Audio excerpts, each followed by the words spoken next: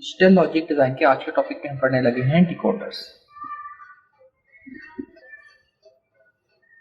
Decoder हमारे पास एक ऐसा सर्किट होता है जो हमारे इंफॉर्मेशन को जो है वो कन्वर्ट करता है from an input lines to a maximum of 2 की पावर एन आउटपुट लाइंस।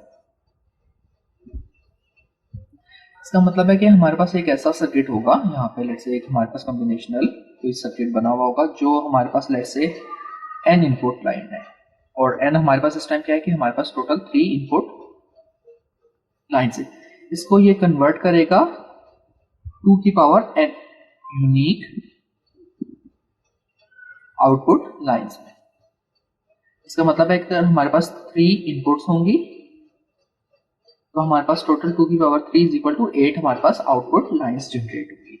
इसी तरह सेम अगर हम देखें कि हमारे पास अगर 2 इनपुट्स हैं यूनिक, तो हमारे पास 2 की पावर 2 4 आउटपुट्स हमारे पास जो है वो जनरेट होके आएंगे। अब लेट्स से हमारे पास जो है वो 2 इनपुट्स होंगे। 2 इनपुट्स लेट्स से हमारे पास हो गई हैं ए एंड बी, और आउटपुट हमने कहा है कि हमारे पास जो है वो 4 हो जाएंगे हमारे पास let's say D naught, D1, D2 and D3।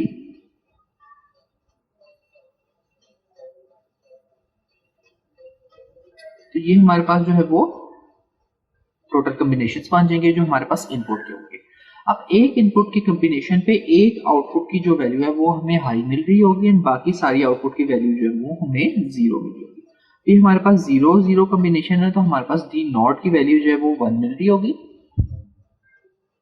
And जो D1 है हमारे पास D2 एंड D3 वो हमारे पास ऑफ स्टेट होंगे। इसका मतलब है जो D नॉट पे की वैल्यू है वो हमारे पास 1 आ जाएगी। इसी तरह सेम नेक्स्ट केस में हमारे पास D1 की वैल्यू हमारे पास 1 हो जाएगी।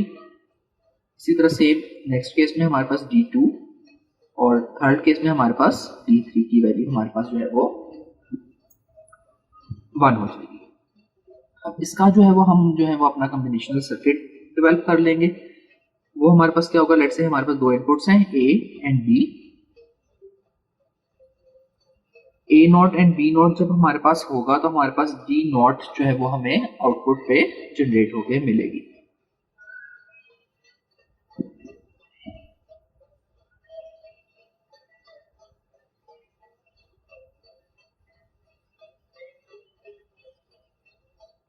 फर्स्ट गेट से हमें मिल जाएगा D not, then next AND gate से हमें मिल जाएगा D1 and next D2 and next हमारे पास आ जाएगा D3। तो पहले हमारे पास क्या होंगे कि ए एंड बी हमारे पास 0 0 जो है वो हमारे पास मल्टीप्लाई, और ये हमारे पास क्या आ जाएगी बी नॉट, क्योंकि 0 है तो हमारे पास बी नॉट हमने बी प्राइम देना होता है हमें पता है, and then A not. Next case में हमारे पास आ जाएगा ए नॉट एंड B1 हमारे पास आ गया। उससे नेक्स्ट केस में हमारे पास क्या आ जाएगा A1 एंड B नॉट हमारे पास आ रहा है, और फाइनली लास्ट केस में हमारे पास आ रहा है A1 एंड ये आ रहा है हमारे पास B1। तो ये हमारा जो है वो एक कॉम्बिनेशनल सर्किट है डिकोडर के लिए कि हमारे पास 2 इनपुट स्टेट्स हैं हमारे पास दो ए एंड बी, एंड 4 हमारे पास जो है वो आउटपुट्स हैं D not, D1, D2 and D3। हमारे पास जो डिकोडर का सर्किट होता है वो हमारे पास उसमें एक एनेबल की इनपुट भी होती है। लेट्स से हम इसी के लिए दोबारा अगर अपना जो है वो ब्लॉक डायग्राम कंस्ट्रक्ट करें, ये हमारे पास डिकोडर है 2x4 का, 2 इनपुट लाइंस है एंड 4 हमारे पास जो है वो आउटपुट लाइंस है। तो हमारे पास एक जो है वो लेट्स से एनेबल की जो है वो पिन होती है। पिन उसका क्या फंक्शन है कि एनेबल की वैल्यू जब भी हमारे पास 1 होगी, हमारे पास एक और यहाँ पे एक कॉलम ऐड हो जाएगा कि एनेबल की वैल्यू जब हमारे पास 1 होगी तब हमने चेक करना है कि हमारे ए एंड बी में की वैल्यू क्या है, ताकि हमारे पास जो है वो फर्दर हम जो है वो प्रोसेसिंग कर सकें। अगर एनेबल की वैल्यू हमारे पास 0 होगी है तो हमें ए एंड बी को चेक करने की जरूरत ही नहीं है, क्योंकि हमारा ओवरऑल जो सर्किट है वो ऑफ स्टेट में होगा। तो यहाँ से हमारे पास लेट से 2 इनपुट्स आ गई हैं ए एंड बी, एंड यहाँ से हमें D naught, D1, D2 and D3। अक्सर में ये सर्किट हमारे पास एक्चुअली डिकोडर का किस लिए यूज होता है कि हमने 2 इनपुट्स हैं और 4 आउटपुट्स जो लाइन जो है वो हमने यूज की। हमारे पास डिफरेंट डिवाइसेस, लेट से हमारे पास 4 डिफरेंट डिवाइसेस पड़ी हुई हैं। तो अब जब हम यहाँ से ए एंड बी का कोई कम्बिनेशन प्रोवाइड करेंगे तो लेट से 0 0 हमने कम्बिनेशन दिया तो डी नॉट के थ्रू जो हमारे पास डिवाइस कनेक्ट होगी वो हमारे पास लेट से ऑन हो जाएगी। अगर हमने 0 and 1 कम्बिनेशन दिया है तो D1 के थ्रू हमारे पास कोई डिवाइस जो होगी वो कनेक्ट जो होगी वो ओपन ऑन हो जाएगी, या जो भी हमने ऑफ स्टेट करना होगा। इसके बाद अगर मेमोरी एड्रेसेस हमारे पास होते हैं रोम में, उनको अगर हमने यूज़ करना हो या हमने मेमोरी बैंक्स को यूज़ करना हो माइक्रो प्रोसेसर वगैरह में, मेमोरी एलोकेशन वगैरह में, तो हमारे पास जो है वो डिकोडर का सर्किट जो है वो काफ़ी यूज़फुल है। डिकोडर के सर्किट के का बिल्कुल ऑपोजिट हमारे पास है एक एनकोडर का सर्किट। तो जिस तरह हमारे पास डिकोडर था कि हमारे पास इनपुट लाइंस कम थी एंड आउटपुट लाइंस जो थी, जितनी हमारे पास इनपुट्स होती थी 2 की पावर हम उतनी हमारे पास आउटपुट्स हो जाती थी। एनकोडर में हमारे पास जो है वो इसका ऑपोजिट हो जाएगा। इसका मतलब है कि हमारी जो इनपुट लाइंस हैं वो कम होगी हमारे पास, एंड जो हमारे पास आउटपुट लाइंस हैं वो हमारे पास जो है वो ज्यादा होंगी। लेट से हमारे पास अब डिकोडर के केस में हमने कहा है कि हमारे पास डिकोडर जो है वो किसका 2x4 का, तो हमारे पास एनकोडर क्या हो जाएगा 4x2 का। इसका मतलब है कि जो आउटपुट लाइंस होंगी उनकी जो 2 की पावर आ रही होगी हमारे पास, वो लेट से हमारे पास यहाँ पे आ गई जो 2 की पावर, एंड हमारे पास यहाँ पे आ जाएगी, क्योंकि अगर 2 की पावर 2 करें तो हमारे पास 4 आ जाता है।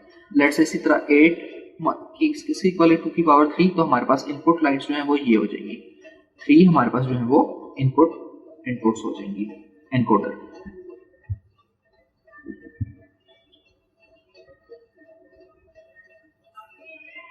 अब लेट से हम एनकोडर के लिए अब हमारे पास जो है वो 4 हमारे पास जो है वो आउटपुट्स आ गए। तो लेट से हम आउटपुट्स इनकी आउटपुट्स को ले लेते हैं I0, I1, I2 and I3, और 2 हमारे पास जो है वो आउटपुट्स हो गई हैं A एंड B। तो हमारे पास कॉम्बिनेशन तो उसी तरह का ही होगा।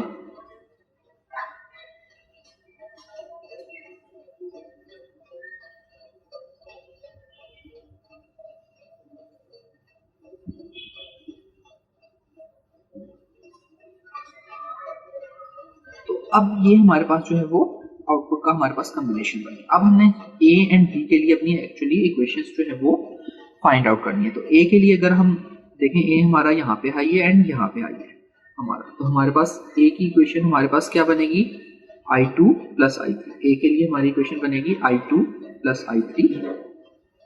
बी के लिए हमारी क्या इक्वेशन बनेगी I1 and I1 plus I3।